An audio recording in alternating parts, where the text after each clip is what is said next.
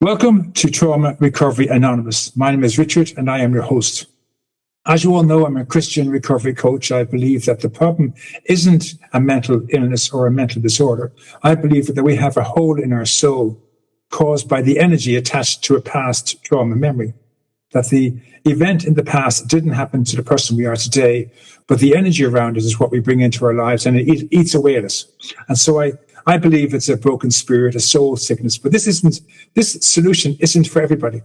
Many people, as we know, have been church hurt or have a problem around the concept of God and spirituality. And so I've been looking for guests to come onto my podcast who can share some sort of solution that is different to the general idea of therapy and medication. I don't believe that we have a mental disorder. I don't get how a veteran who's psych-evaluated before he goes off to war to see that he's sane to hold a gun, goes off to war, suffers horrors of war, comes back and he's told he's mentally ill. That doesn't make any sense to me. So I've been looking for guests, and I came across this man, Dr. Glenn Berger. He is a psychotherapist, but he also came across a concept of healing the heart rather than healing the soul. And reading his profile, I really felt this was a message that would really benefit those who are church hurt, those who can't go down the path of God, but there's another solution they may try. So, Dr. Glenn, can I call you Dr. Glenn? Please do. Dr. Glenn, thank you for coming on my show, and please, the floor is yours for the next 45 minutes. I want to hear everything about your program, please. I'm so happy to be here with you, Richard, and I really appreciate the work that you are doing. So, how would you like me to start? Well, tell us a bit about yourself, how you got into this, how you went from psychotherapy to looking for another solution, where you went inwards. I think that's the big question. Psychotherapists, I know my sister is maybe a psychologist rather than a psychotherapist, but she works with families and she's trained in psychotherapy. So how you step out of that kind of into looking at the heart, as I look at the soul, I think it's a fascinating idea. And to know how you, first of all, you got into the idea of working in psychotherapy first, all your years of doing that, how you found that, and then maybe moving into how you found a solution in treating the heart and what that means. Yes. So I was fortunate enough when I was 17 years old to step into one of the greatest recording studios in the world, a place called A&R Studios. And I was apprenticed to a master named Phil Ramone, and I got to work with some of the greatest artists of our age, Bob Dylan, Mick Jagger, Frank Sinatra, Steely Dan, many others. And those were amazing experiences, and I learned a lot about what it takes to make great art, and a lot of it is heart, and I'll talk more about that in a couple of minutes. But it was also a world of sex, drugs, and rock and roll. And after doing that very, very high-pressure work for several years, I pretty much destroyed my life. I was drugging every day. I was drinking. I was snorting a lot of cocaine. I was cheating with every woman that I could find, and I was completely lost. And it was my 37th birthday, and I was out with some friends, and I was moaning and groaning. What should I do with my life? And a woman was there who had a migraine headache. She was passed out on the table, and she lifted her head and she said, "Go to Ellis Island." Now, for your guests who don't know, Ellis Island is an island in New York Harbor where millions of immigrants were processed to come into the United States of America back in the days when people actually wanted to come to this country because it had so much promise. My grandfather came here in 1906. He was 16. He didn't have a nickel in his pocket. And I went out to the island. I took it as a sign on a beautiful day, gorgeous October day. And I got out to the island and something in me broke and I started to weep. And I went out to the seawall, and on that seawall were etched the names of all of the immigrants who came through the island. And I found my grandfather's name. Wow. And in desperation, I said to my grandfather, "What should I do with my life?" And he said, as probably many Jewish grandfathers have said to their grandchildren, "Schmuck, go back to school." And I said, "I can't go back to school. I'm 37. I don't have the time. I don't have the money. I like going to restaurants. I like wearing nice clothes." He said, "Why do you think I came to this country in 1906 without a nickel in my pocket? I knew I would never make it. I came here for the promise of my grandchildren. So don't tell me you don't have the time or the money. Figure it out." Well, I couldn't argue with that. Came back to the city, and everything seemed to have this preternatural glow. Suddenly, everything seemed possible. And that was in October, and by January, I was back in school. And I decided that what I was going to study was, if I could figure out how I had gotten so lost, then maybe I could help other people do the same thing. And that sent me on the multi-decade journey that I have been ever since then. And I not only got an undergraduate degree starting at 37 years old, but I eventually wrote a dissertation and got a PhD. And I was looking for the psychological theory of everything. I had been practicing. And as you were saying, psychotherapy can be very helpful. And for some people, it's all they need. But many, many people that I worked with, it seemed like it wasn't enough. And I was always looking for more and better methods to help the people that I was working with. And I figured if I could find the psychological theory of everything, which I knew I wouldn't find, but why not shoot for the best? Maybe I could figure out how to help more people. And along the way, I found a Chinese sage named Mensha, who lived, I think, at around 300 BC. And he was considered by many to be the wisest sage who ever lived. But today, nobody's heard of Mensha. For 1,000 years, every Chinese student studied the words of Mensha. And one of the things that Mensha wrote or said was, "Pity the man who has lost his path and does not follow it, and has lost his heart and does not go out and recover it." When people's dogs and chicks are lost, they go out and look for them. But when their hearts or original nature are lost, they do not go out and look for them. The principle of self-cultivation consists in nothing but trying to find the lost heart. Wow. Wow, right? You know, and like everybody that hears that goes, wow, that's it. You know, and that was my reaction. There's something very profound about that. I call it a yantric symbol. It's a symbol that has infinite depth. And of course, it asks more questions than it answers, which is, what is the heart? How do we lose the heart? What does it look like to have a lost heart? And of course, most importantly, how do you find that heart again? And that's what I've been working on since that time. So that's how I got into this exploration of the heart. And I've come up with a couple of ideas about that. Dr. Again, that was beautiful. I love the story of that moment when you're looking at the wall and you get the imagination of your grandfather speaking to you. And yes. We've all had those moments. I remember seeing my father saying to me after he passed away, and I'd made peace with him about 4 years after he died.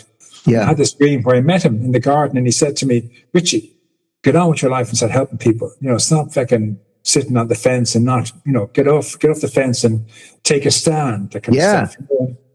And it was like a shock. And he said, "Listen, off you go now. I'm going back to Mum. Mum's waiting for me." And Mum had passed away before. And he went back into the kitchen, and I fell asleep and woke up the next morning. I was like, I got a great sense of peace. And I think that's I think many of us have those moments. We don't talk about it because some will think we're crazy or weird or wacky. Right. We all have these moments of awakening. We realize, get off the fence. Yeah.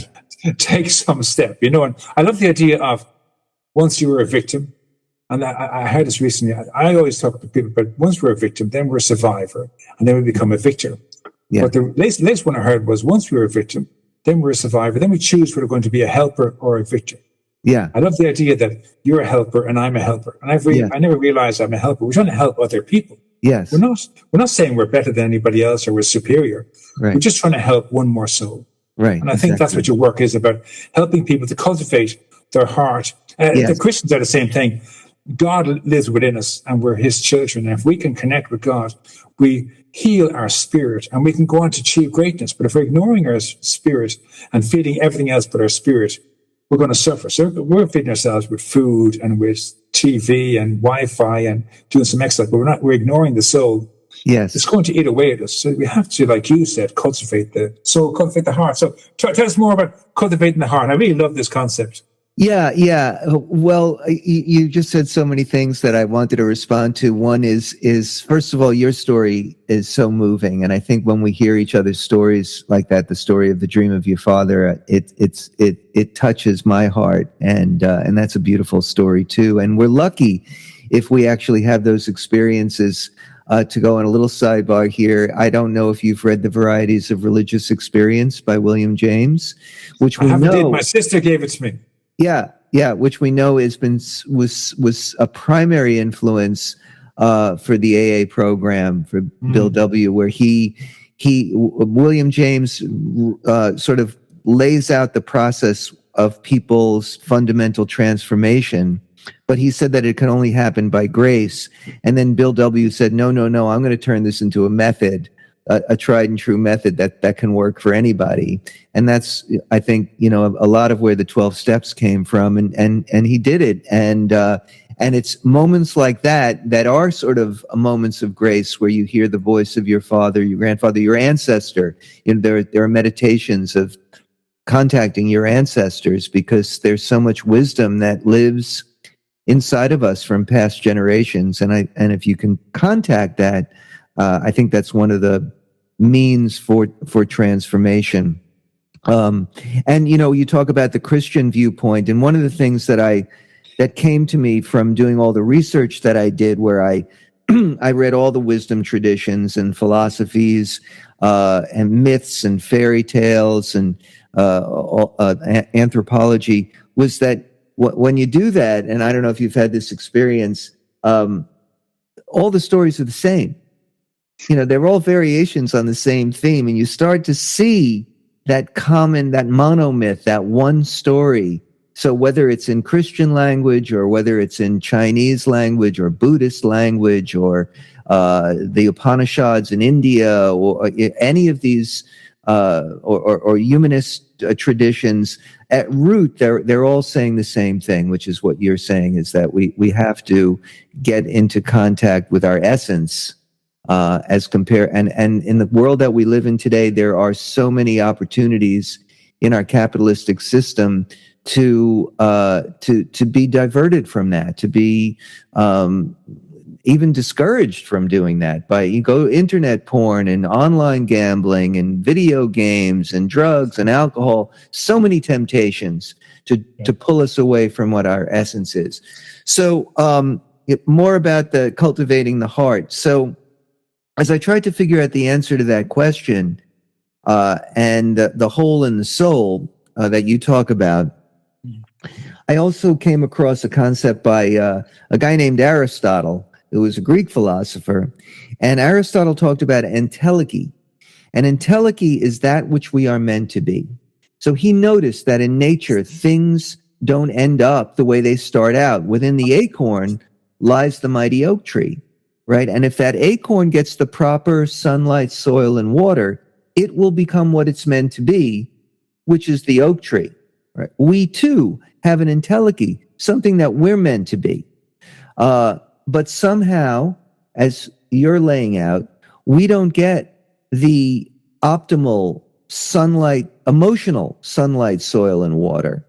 So something interferes with our natural process of growth and development. Something arrests that process, because you might go through traumatic experiences growing up, or be neglected, or to be abused, or the many, many different kinds of experiences that we go through that hurt us, that somehow end up interfering with our natural process of growth and development. So I don't see people as being broken. I don't see them as being ill. I don't see them as being wrong. I just see that somehow that process of realizing our essence, of realizing that which we are meant to be, realizing our entelechy, has gotten interrupted. Mm-hmm. And the work is the self-cultivation, the daily work. It's daily work that where we can unleash that natural process of becoming what we're meant to be. That's beautiful. I love the idea. When you're working with somebody, you're encouraging them to understand that they can be a part of the process the idea of going and you have to Yeah. listen to this person and do what they tell you and take this medication or whatever, it's so soul destroying that they're robbing them of their ability to self-care. Yes. But the idea of nurturing the self-care and saying, right, there's 4 parts to you. There's mental, physical, emotional, spiritual. And that makes your whole complete. If you ignore one part of that, you're going to suffer for it. So if you're not doing any exercise, but you're doing mental, emotional, and spiritual, exercise, you're going to seize up and you're going to get sore back, pull muscles and sore back pains and so on. And if you're doing loads of exercise, but you're not looking after enough food to feed the body, you're going to break down with, whatever. And then if you're highly emotional and you're ignoring your emotions, you're going to kind of withdraw, isolate, and so on. If you ignore the mental bit, you'll get ulcers or whatever. I love the idea if we can teach people to balance, come back with a balanced solution to treat all 4. Yeah, so continue. I'm loving this, Dr. Glenn. I really am. Thank you very much. Continue. Yeah, that's such a great point. And Carl Jung talks about that, about how the psyche is always, it overdevelops one aspect and then other aspects are underdeveloped, and that our emotional, psychological, cognitive, physical work is to and spiritual work is to continuously bring that into balance. So when Mensha talks about the path, he's also alluding to the Tao, right? The Tao is the way, the path, right? And we're never perfectly on the path, right? But just like a bicycle or a boat, they never go in a straight line. They're always tacking. You go a little bit to the left and then you course correct, and a little bit to the right and then you course correct. And that's participating in one's own development. Mensha says that as the eye knows the beautiful and the mouth knows the delicious, the heart has a taste for the good. The heart knows the good. And part of what happens, I believe, when we are hurt in the ways that you're talking about, is we lose contact with that compass and engine that is our heart that directs us towards the good. So if somebody is struggling, let's say, with a heroin addiction, they're not in touch with their heart. They don't recognize the harm that they're causing to others as well as themselves. And of course, when you're causing harm to others, you're causing harm to yourself, right? And I think that one of the beautiful things about the 12-step program, in terms of the fearless moral inventory and all the steps that follow, is that it's a process to awaken the heart, to bring us back in touch with what the good is. And and as you know, the underlying harm that trauma causes us, or I would say a fundamental harm that it causes, is shame. Where shame is the feeling that goes along with the belief that I don't measure up as a human being.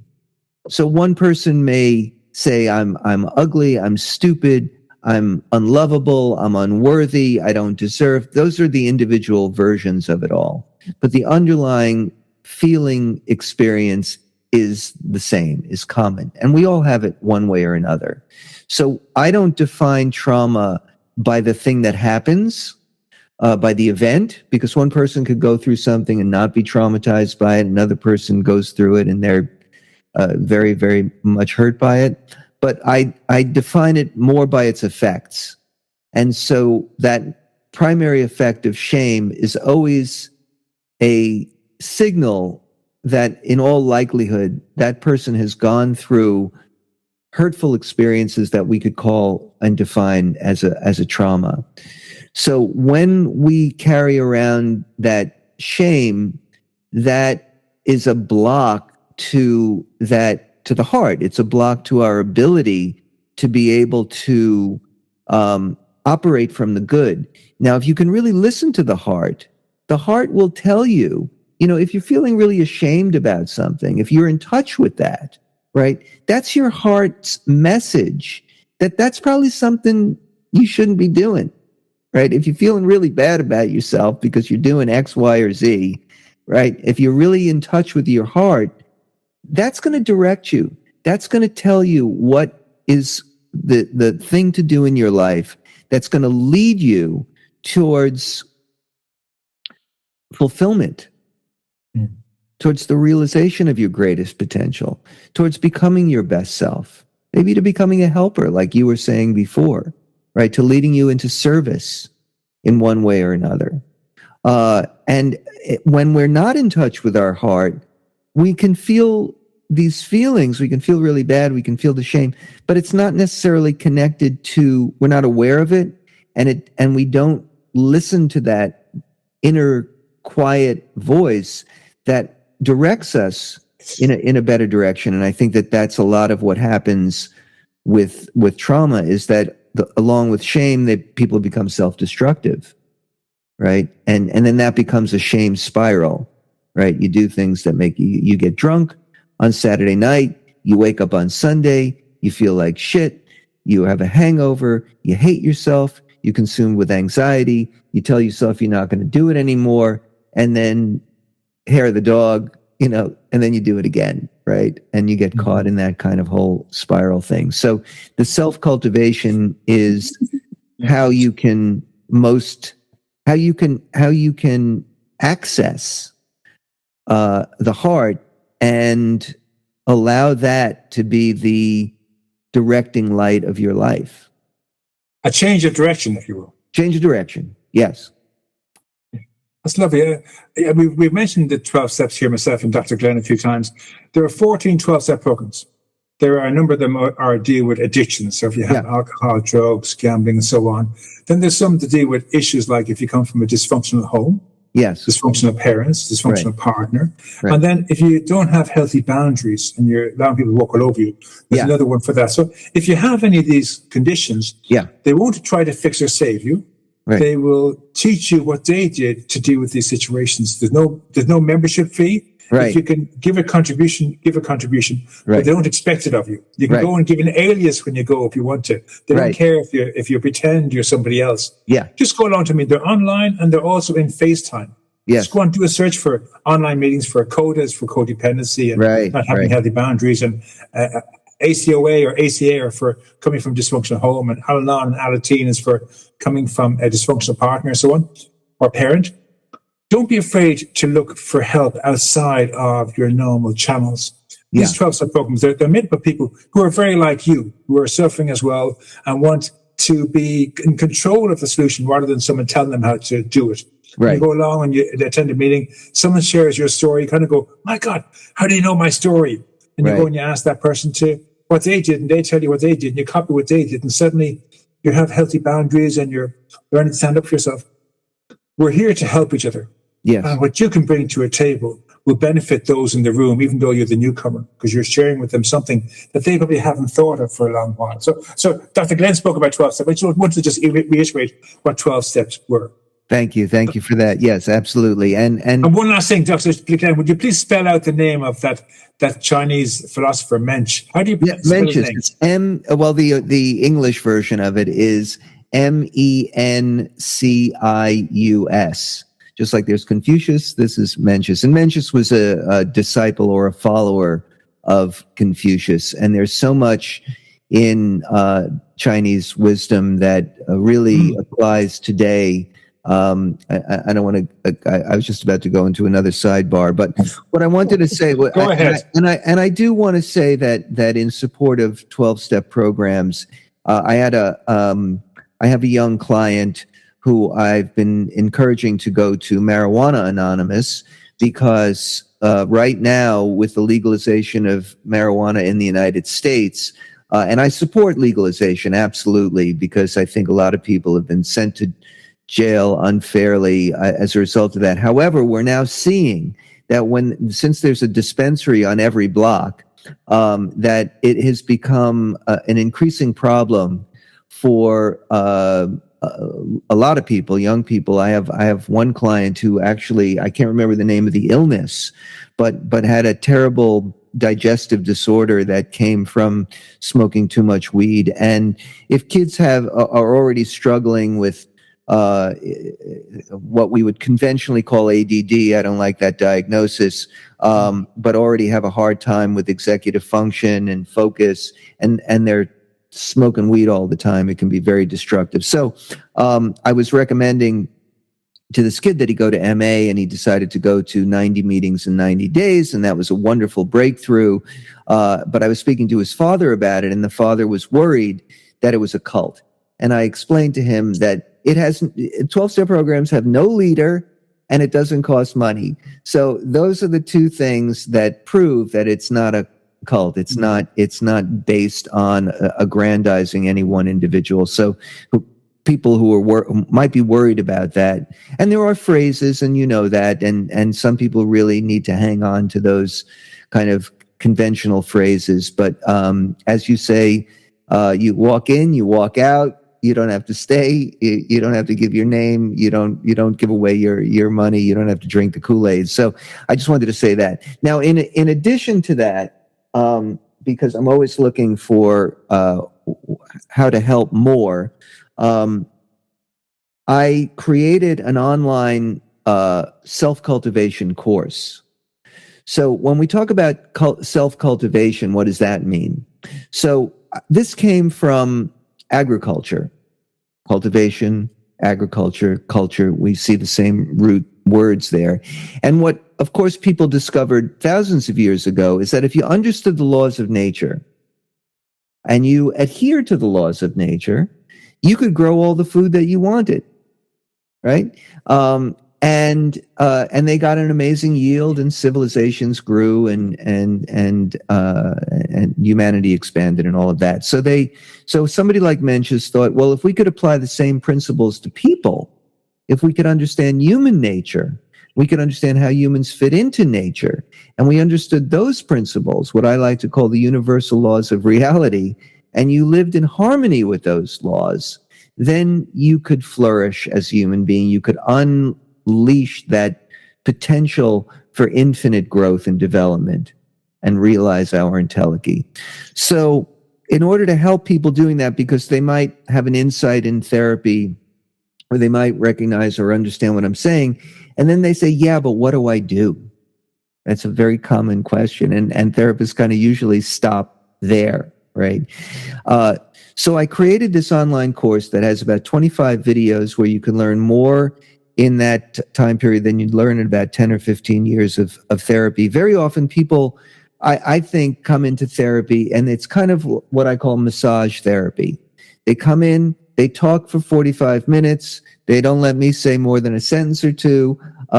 They feel better, and it's important to be heard. You know, that is an important thing. But they're not really taking any new information or learning anything. They're not taking anything in. So they feel better, and then they go away. They don't do anything all week, and then they come in the next week, and nothing's really changed in their life.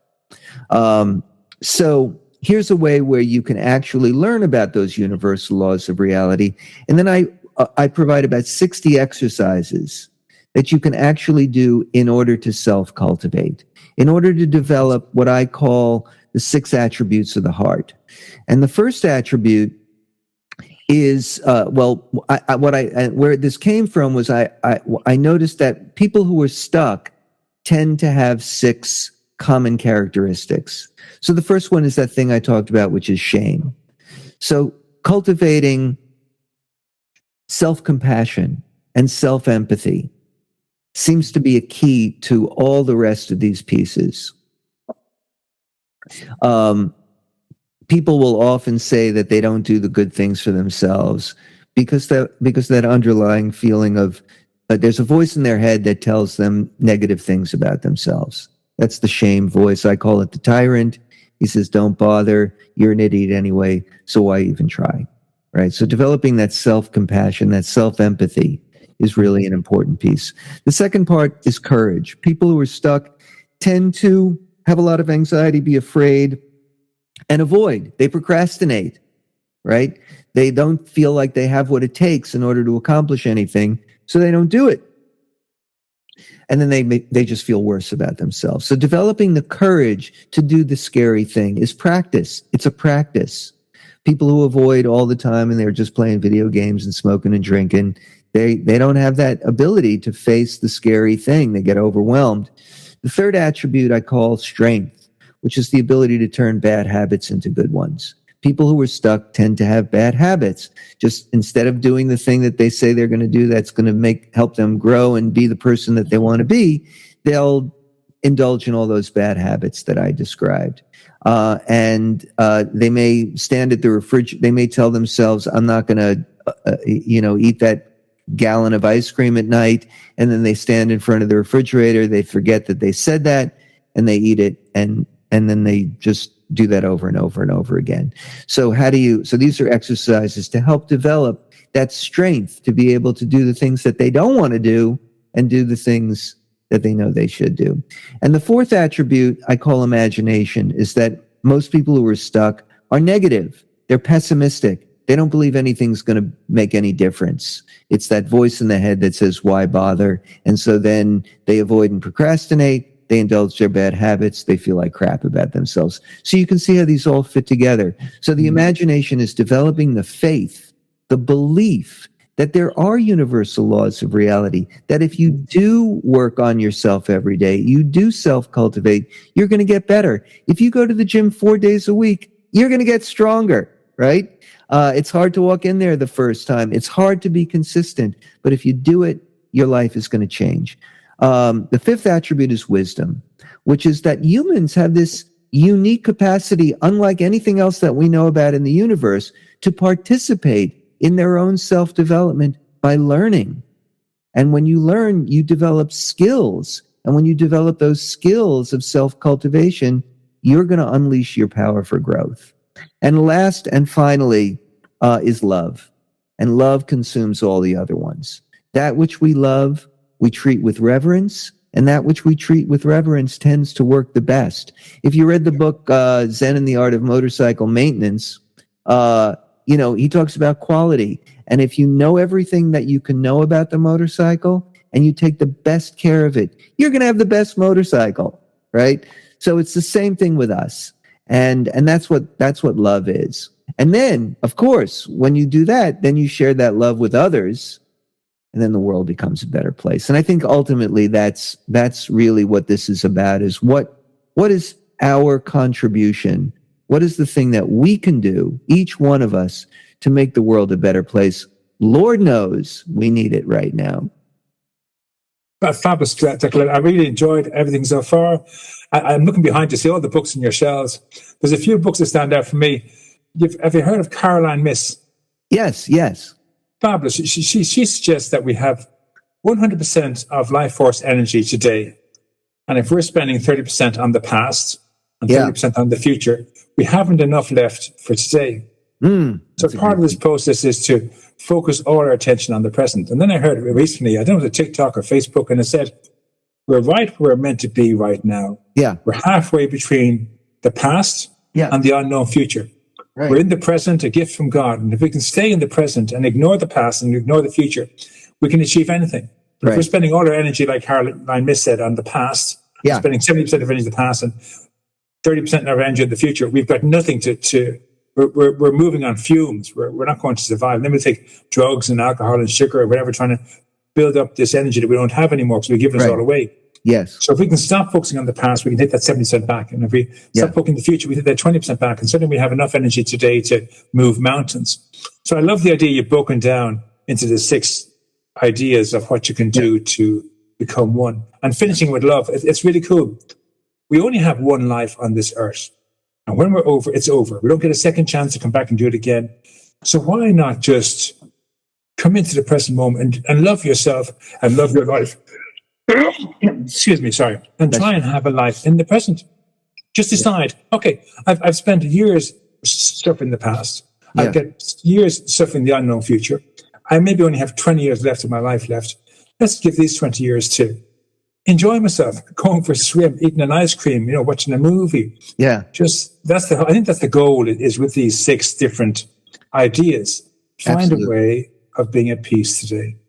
Yeah. And obviously there's, when people have been very hurt, I think another one of those sort of the consequences is exactly that, which is the challenge in, stepping away from the past, and stepping out of blame, right? And that's the victimhood piece that you were talking about, right? Yeah. Which is that now you can have compassion for yourself for what you've been through in your life, And another thing that I think is essential to my program, and I think this correlates to the 12-step piece, is community, is other people. So in my view, and when you're talking about the alternative to the God thing, is when people talk about the higher power, in my view, the higher power is embodied in other people. And so we can't do this alone. And there's something about the community aspect of things. And in my course, there is a community. I run a men's group every week, and the support that people give to each other, and you were speaking about it before in terms of what people hear at meetings, is really an essential part of how people find their lost heart, and find and become what they're truly meant to be, and to find that fulfillment and to share that love. I want to bring up, we keep going back to 12 steps, and this is meant to be about you and the heart. But one thing I say is, in the 12-step program, they created 12 steps, not 11. The idea is a higher power and the highest power are meant to be two separate things. So if you can have God in your life, and then you have a higher power. So you're right, higher power is of this earth. Your sponsor, podcasts, meeting Dr. Glenn, going onto Spotify, going to your library, anything off this earth that you can use to keep you sane. Yeah. Maybe taking your dog for a walk, chatting to your husband, your wife, or your boyfriend, your girlfriend, and so on. Activities, hobbies, interests, they're all your higher powers to get you out of yourself. But your highest power is meant to be the idea of finding some concept of God that works for you. So the idea is that if you fall out with your sponsor and you fall out with your family, you can fall back on God.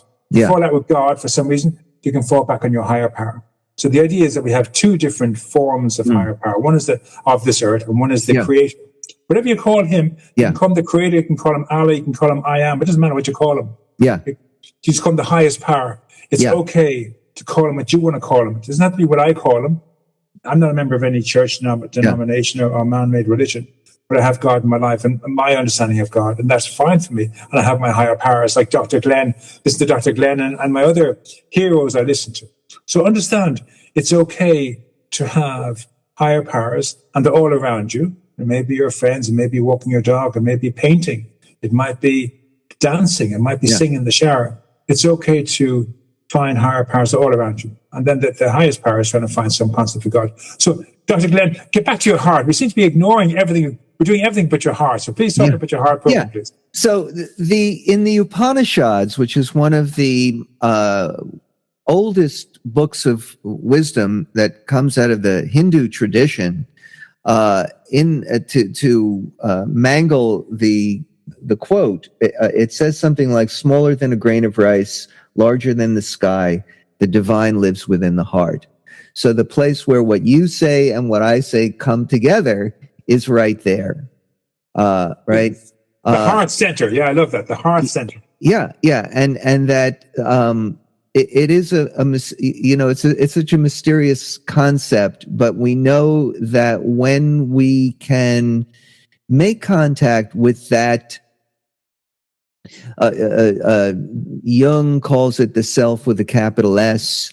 In the Upanishads, they talk about Atman, which is the divine within. What you're talking about in terms of God, something that transcends us, that transcends this level of things. That it's a mystery, but there's clearly essential. It's clearly an essential component of what we're talking about. And again, however somebody defines it, I don't talk about God because I don't want to personify it. I don't want to give it, like the guy with the beard in the sky kind of thing. Right. So I'll talk about that, the heart, or the universal laws of reality, or the divine within, or these are all metaphors anyway, right? We're trying to capture something that is essentially uncapturable, and yet there is some kind of what I know from my own experience is that there is some kind of moral order to the universe. I don't know where that comes from or how it got here, but I see it in action. And even though some people we can look at certain people right now whose names I won't mention, who seem to be operating from a dark and evil place, and they're succeeding on a material plane, and they're accruing all kinds of power. I will contend that those people they're not happy, whatever happiness is, right? Their souls are corrupt. And when your soul is corrupt, you don't feel good. Yeah. There's not necessarily a direct correlation between material well-being and being in alignment with the moral order of the universe, but I believe that's the only way to move towards true fulfillment. I prefer the word fulfillment to happiness. Happiness comes and goes. Joy is a great word, but that contentment or fulfillment, and I know it from my own life and the example of my own life, that when you are in harmony with your heart, then you're living in harmony with the moral order of the universe, to the extent that we can know such a thing, and we're always searching for that more and more. That's what's going to bring you fulfillment, and more likely than not, it's also going to bring you the material well-being. The universe tends to cooperate with you when you do the right thing. And I know that from my own life, that I live an honest and good life, and I live in harmony with that morality, and my life is wonderful. I have an amazing relationship with my wife for decades, and I do work that I love, and I have my forever house, and I have 2 kids who like me, and what else is there? I don't need billions. I don't need the Lamborghini. I have enough. But what I have most of all is peace of mind. When I was drinking and drugging and screwing around, I had something in me that was very painful. And I'm the way that I live now is so precious to me, to be able to lie down in bed at the end of the day, and I don't have any secrets. I'm not hiding anything from anybody. I'm not hiding anything from myself. That is the most precious gift of all.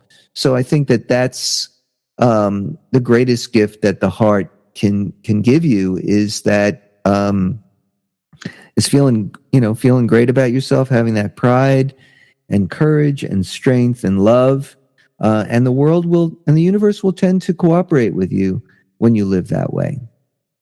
Dr. John, that's a lovely way to finish. I love the idea that most of us have no idea what it is to live. We have we watch so much on TV, and you see the movie star, and he's got the beautiful girl and the big car and the big house, and lots of money and drugs and whatever, and we think that's what it is to be happy. Right. But being happy, joyful, is just finding a space in life where you can simply be you. Right. No better or no worse than anybody else. You find a partner. Maybe you don't have kids. Maybe you do have kids. Find someone who makes you feel whole. And not to be codependent, that they have to make you feel better. Right. But you're comfortable in their space. They're comfortable in your space. You have your breakfast, dinner, and tea together. You do your day's work. You pay your bills. You may not have millions in the bank, as Dr. Glenn said, but you're content, and you can sleep at night without nightmares. That's really the bottom line. If you can get to a place where you can have your own space, have 3 meals a day, 2 meals a day, do some exercise, read a book occasionally, maybe watch some TV as well, but try and read a book, eat some healthy food. Cooking food is much easier than microwave or whatever. There's always something in it. If you can cook a meal occasionally, it really enhances it. Boil an egg in the morning with toast and butter will really, rather than buying something in 7-Eleven. And the same thing at lunchtime, maybe fry some sausages and boil one potato can be much better than getting fast food. Now you're sounding Irish. You feel a sense of being a normal person. All we're trying to do is be normal, no better or worse than anybody else, just a normal, boring human being. Right. You can find a way of allowing yourself to be a normal, boring human being. You'll find it not so much hard. But I think a lot of young people, and a lot of people who have been affected by mood disorders, have this idea that they're meant to be multimillionaires. And they're meant to have the most beautiful girl on their arm, and they're meant to be our most handsome guy, and they're meant to have loads of money and whatever. You can never own a car if you don't want to. You can rent a house all your life, but if you're content to be content with just having 2 meals a day or 3 meals a day and maybe going for a drink once a week and going to a movie once a month.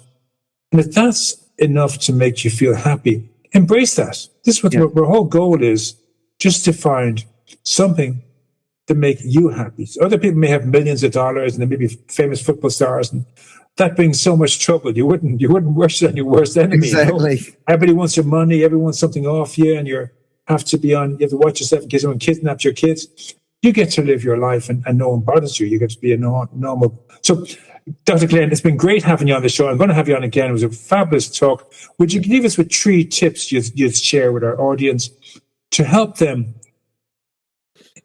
take care of their heart? Yes. So, first of all, I want to say three or four things. Well, what I would recommend is that everybody, when you wake up in the morning, after you have your glass of water, is to do 3 things. One is to say, you are amazing, because you're using it in the second word. You're talking about yourself, and pick something that you did the day before or something about yourself that it may be, as you say, completely normal, but we're going to say you're amazing. You're amazing because you brushed your teeth yesterday, whatever it happens to be. The second part is, I am grateful for. Right? There's always something to be grateful for. As Patti Smith said, I'm grateful for my toothbrush. So again, find something or some things that you are grateful for. I can walk. I have eyes. I can look at this beautiful blue sky that I'm looking at right now. And the third is, my vision for the day is, and this can be a vision for what you want to do that day or for what you want to accomplish in your life. But we know that if you can see it, you're more likely to manifest it. You're more likely to be it. And instead of the negative, because we automatically go to the negative, about how you're not amazing and, everything that's wrong and the negative vision. So it takes conscious effort. That's self-cultivation to make that I wake up automatically. I do those 3 things. Everybody that I know, everybody that I suggest in my group, who does that, it encourages them to get through the day and to start building those attributes of the heart that are going to unleash their power for growth. So that's my big recommendation. I also want to say that since you're talking about books, I also have, and here's the self-promotion part of the day. I have a book called Never Say No to a Rock Star, in the studio with Dylan, Sinatra, Jagger, and more. You can find it on Amazon. It's my memoir of my days in the music biz. It's also got some wisdom in there, as well as amazing and great and funny stories about being in the rock and roll world of New York in the 1970s. And if you want to learn more about my Heart Finders course or the work that I do, you can go to glennberger.com. That's GLENNBERGER.com. And I am always happy to talk to anybody who wants to go on the journey of finding their lost heart. I think that the Heart Finder sounds like a fantastic course. So for all those in the audience, go on to Dr. Glenn's website, Glenn, Glenn, Berger, BERGER.com, and look up Heart Finders, that course. I think it'd be fantastic for any of us. The men's group you're involved in, Dr. Glenn, is that a closed group, or do you have an open group that people can connect to, or is that solely for a closed group, or do you have more than one group? Or it's a membership group, so there are openings if people want to join the group. We run it Saturday mornings at 10 o'clock Eastern time. I'm always happy to invite new members in. You can't just show up for the group, but you'd have to speak to me first, but it is something that is available to people. So I think, and maybe Dr. Glenn knows of women's groups, and maybe we're like a 12-step group, a men's group, women's group, teenage groups, boys with girls. There may be opportunities for you to get involved in a group. It's really great coming into recovery when you're not, I'm sneezing an awful lot, when you're not alone, when there's other people doing it with you. It's much easier than coming on your own and trying something from your. So that's why the 12-step recoveries are so successful, because when you go to your room, everybody else is in the same boat as you. Exactly. They're all suffering in one way or another if you're in the right group. So I never did drugs.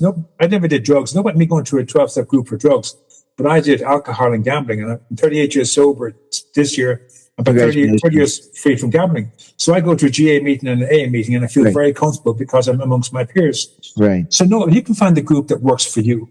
And this men's group that Dr. Glenn runs could be the perfect antidote for you to get over the line. Yeah. And a lot of men are really suffering and are very lonely and isolated. And I wanted to create something where men felt safe being vulnerable, because they struggle with that. And this group has been going on for 2 years now, and it's a wonderful group of guys, and people are really having amazing breakthroughs in this group. So it's one of my joys.